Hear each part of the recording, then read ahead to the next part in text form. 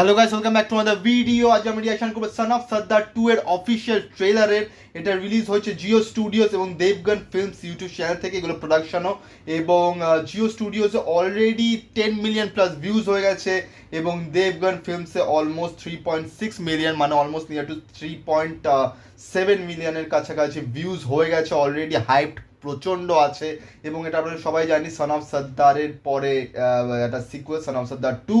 Presenting the official trailer video son of Sardar 2 directed by Vijay Kumar Arora and produced by Ajay Devgan, Jyoti Deshpande.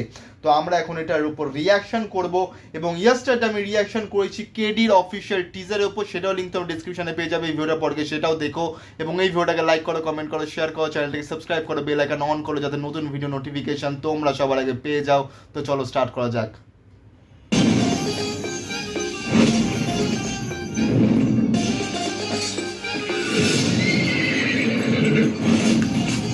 2012 he survived Punjab.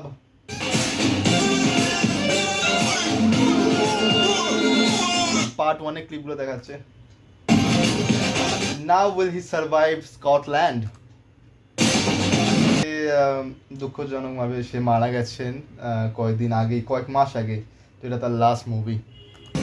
In cinemas 25th July 2025 এবং ট্রেলারটা খুবই ভালো। এখানে দেখানো হচ্ছে যে মেয়েটার বিয়ে, মানে মেয়েটা যে ছেলেকে ভালোবাসে তার বাবা বলেছে যে সে একজন ফৌজির বাড়িতেই নিজের ছেলের বিয়ে দেবে এবং তার জন্য মৃণাল ঠাকুর এরা সব একটা ফেক প্রিটেন্ড করে যে অজয় দেবগন হচ্ছে ফৌজি এবং তার ফ্যামিলি এরা, এবং সে সেখানে বর্ডারে কাহিনী শোনাতে শুরু করে, কারণ নিজে তো কোনো কাহিনী নেই।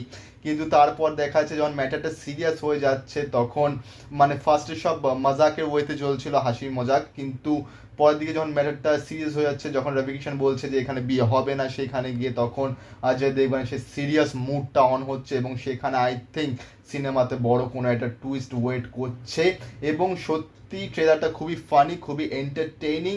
কিন্তু 2012-তে যেটা এসেছিল সন অফ সর্দার, ওটা সত্যি একটা আলাদা লেভেলের মুভি ছিল এবং খুবই ভালো মার্কেটিং করেছিল, বক্স অফিস কালেকশনও খুব ভালো ছিল এবং বইটাও সত্যি খুবই এন্টারটেইনিং ছিল।